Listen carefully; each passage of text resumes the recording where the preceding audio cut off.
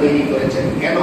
কারণ আমার এই বান্দারা দুনিয়া থেকে কষ্ট করে আসবে, বৃষ্টিতে ভিজে আসবে, হাত তার ফুলে যাবে, পা তার ফুলে যাবে, দুনিয়ার মানুষ তাকে নিয়ে হেও করবে, ঠাট্টা করবে, কিন্তু সে আমার ভালোবাসায় আমার জন্য নিজের সব কিছু উৎসর্গ করে দিই। এই বান্দারা যখন আমার কাছে আসবে, আমি আল্লাহ তাকে এই পরিমাণ দিব যে বান্দার পিছনের জিন্দেগীর সমস্ত আফসোস পূরণ হয়ে যাবে। তাহলে কার জন্য? মুত্তাকি যে হবে। আর মুত্তাকিকে যে নাকি আল্লাহর আদেশ পালনার্থে, আল্লাহর নিষেধ থেকে বাঁচার ক্ষেত্রে নিজের সব কিছু উৎসর্গ করতে রাখে। উৎসর্গ করতে হবে তা নয়, রাজি থাকতে হবে যে কখনো যদি আমার নামাজ পড়ার জন্য আমার চাকরি চলে যায় তো যাক, আমি আমার আল্লাহর বিধান কিছুতেই ছাড়ব। আমি যদি আমার আল্লাহর উপরে বিশ্বাস রাখতে পারি, তাহলে আল্লাহর গ্যারান্টি অনুযায়ী আল্লাহ তাআলা আমাকে এক ওয়াক্ত পেরেশানি স্বীকার করবেন। খাবারের জিম্মাদারি তো আছেই, পেরেশানির জিম্মাদারিও আল্লাহ তাআলা নিয়ে নিয়েছেন। এজন্য আমরা একদিন এক হাদিস শুনেছি, আল্লাহ রাসূল সাল্লাল্লাহু আলাইহি ওয়াসাল্লাম বলে, আমার যে উম্মত তার সারাদিনের পুরো ব্যস্ততাটা আল্লাহকে নিয়ে হয়ে যায়, আল্লাহ কেন্দ্রিক হয়ে যায়।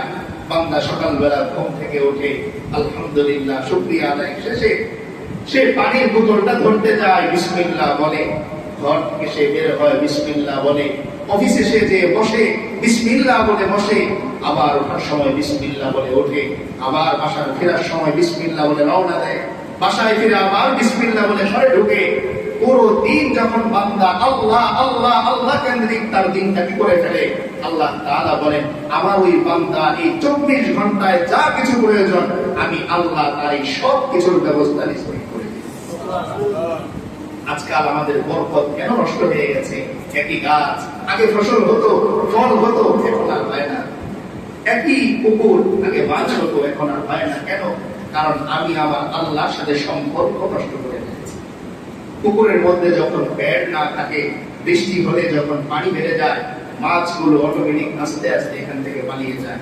আজকাল আমাদের ঈমান আছে, কিন্তু আমার ঈমানের মধ্যে যেই বাঁধ দরকার ছিল, যেই বেড়া দরকার ছিল, যার মাধ্যমে শয়তান থেকে আমি দূরে থাকবো, যার মাধ্যমে আমি আমার আল্লাহর নিষেধ থেকে, হারামগুলো থেকে বেঁচে থাকবো, এই বাঁধগুলো না থাকার কারণে যখনই কোনো ভালো সিচুয়েশন চলে আসে, অটোমেটিক আমার ঈমানের নূরগুলো আস্তে আস্তে পালাতে থাকে। ওই পুকুরের মালিকের মতন যে মাছ তো ছাড়লো ঠিকই, কিন্তু বৃষ্টি আসার পরে খোঁজ না নেওয়ার কারণে, বাদ না দেওয়ার কারণে তার পুকুরটা খালি হয়ে যায়। ঠিক তেমনি আমরাও আজকাল ঈমান থাকার পরেও, নামাজ থাকার পরেও, রোজা থাকার পরেও ঈমানের স্বাদ, আমলের স্বাদ আমি অনুভব করতে পারি না। কারণ আমার ঈমানের নূরগুলো সময়ে সময়ে এভাবে পালিয়ে যায়, বাদ না থাকার কারণে। সেই বাদ হচ্ছে আল্লাহ তাআলার সাথে সম্পর্ক তৈরি করা। রাসূল করিম সাল্লাল্লাহু আলাইহি ওয়াসাল্লাম আল্লাহ তাআলার সবচেয়ে প্রিয় নবী, এরপরও তিনি দোয়া করতেন, ইয়া মুকাল্লিবাল কুলুব সাব্বিত কলবি আলা দীনি। ও আল্লাহ, আপনি তো হৃদয় পরিবর্তনকারী, আপনি বান্দার হৃদয় পরিবর্তন করেন। আপনি আল্লাহ উমরের দিল পরিবর্তন করে একদিন থেকে খলিফা বানালেন। আপনি আল্লাহ হযরত আবু বকরের দিল পরিবর্তন করে খলিফা বানালেন। আপনি আল্লাহ মানব হৃদয় পরিবর্তনকারী। আমার আপনার কাছে একটা চাওয়া, সাব্বিত কলবি, আমি মুহাম্মদের হৃদয়টাও আলা দীনি অথবা আলা তাআতি, আপনার আনুগত্যে, আপনার আদর্শের উপর আপনি টিকিয়ে রাখেন। কারণ আপনি যদি আমার হৃদয়কে ঘুরিয়ে দেন, পৃথিবীর কারো সাধ্য নেই এই হৃদয়কে আপনার মুখী করা। এজন্য আমরা আল্লাহর কাছে দোয়া করব, অন্তত বাংলায় তো বলতে পারবো, ও আল্লাহ আমার হৃদয়টা, আমার দিলটা আপনার মুখী করে দেন।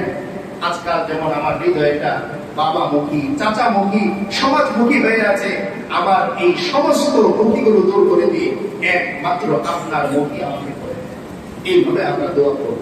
দেখেন, আল্লাহর সাথে যার সম্পর্ক হয়ে যায় তার পৃথিবীর সব ঝামেলা হয়ে যায়। রশি যখন উপর থেকে ছাড়ে আর নিচের মানুষটা রশিতে ধরে ফেলতে পারে, মাঝখানের এই লম্বা গ্যাপ টেনে টেনেই তাকে তুলে ফেলে। তো আমি যখন আমার এই হৃদয়ের রশিটা আল্লাহর কুদরতি রশির সাথে বেঁধে দিতে পারবো, আল্লাহর কুদরতি হাতে ন্যস্ত করে দিতে পারবো, পৃথিবীর কোন মানুষের এই সাধ্য নেই তার সাথে আমার এই সম্পর্ক ছিল। এজন্যই আল্লাহ তাআলা বলেন, যে বান্দা যদি, আল্লাহ যদি বান্দার ব্যাপারে কোন ধরনের কল্যাণের সিদ্ধান্ত নেয়, তো পৃথিবীর কোনো মানুষের সাধ্য নেই এই কল্যাণকে কি করা, দুর্বৃত করা, দূর করা। কারণ আল্লাহ বলেন, ও বান্দা, দুনিয়ায় কারো রশির সাথে তোমার রশি লাগিও না, কারণ রশিওয়ালা মৃত্যুবরণ করে চলে যায়, উপস্থিত হয়ে যায়। এমন এক সত্তার সাথে তুমি তোমার হৃদয়ের রশিটা লাগাও, যিনি হচ্ছেন আল হাইয়ুল কাইয়্যুম, যিনি পৃথিবী ধ্বংস হয়ে গেল থাকবেন, যিনি পৃথিবী যেদিন ছিল না সেদিনও ছিলেন, এখনো আছেন, এমন এক সত্তার সাথে তোমার হৃদয়ের রশিটা যুক্ত করে। তো আল্লাহ তাআলা পুরস্কারের কথা কি বললেন? এক নম্বরে উদ্যানের মালিক আল্লাহ বানাবেন, দুই নম্বরে ওয়াকানাবা আঙ্গুরের বাগানের মালিক আল্লাহ। এরপরে আল্লাহ তাআলা বলেন ওয়াকাওয়াইবা আতরাবা, আল্লাহ তাআলা বলেন, ও বান্দা, দুনিয়ায় তোমার টাকা না থাকার কারণে কাজের কোনো মানুষ দুয়া তুমি নিতে পারোনি। বান্দা, আমি আল্লাহ জান্নাতে তোমার কাজের মানুষ হিসেবে এত সুন্দর যুবক এবং যুবতীদের দিব, যারা বয়সে হবে এক সমান, আবার সৌন্দর্যের দিক দিয়ে হবে একজন আরেকজনের চেয়ে বেশি।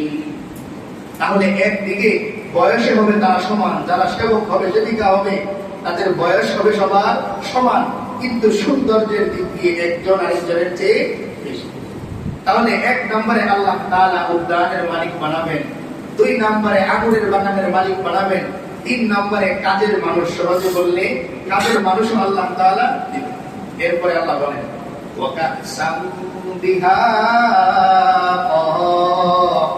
আমি আল্লাহ পূর্ণ পান পাত্র তোমাকে দান করব, এমন এক পাত্র আমি আল্লাহ তোমাকে দান করব। বান্দা, যদি তুমি দুধ খেতে চাও এই পাত্র থেকে দুধ বের হবে, তুমি যদি মধু খেতে চাও এই পাত্র থেকে মধু বের হবে, স্বচ্ছ পানি যদি তুমি খেতে চাও এই পাত্র থেকে স্বচ্ছ পানি বের হবে। তাহলে এক পূর্ণ পাত্র আল্লাহ তাআলা দিবেন এই পাত্রর সামনে। যখনই আমার মন যা খেতে যাবে, অটোমেটিক ওই পাত্র থেকে আল্লাহ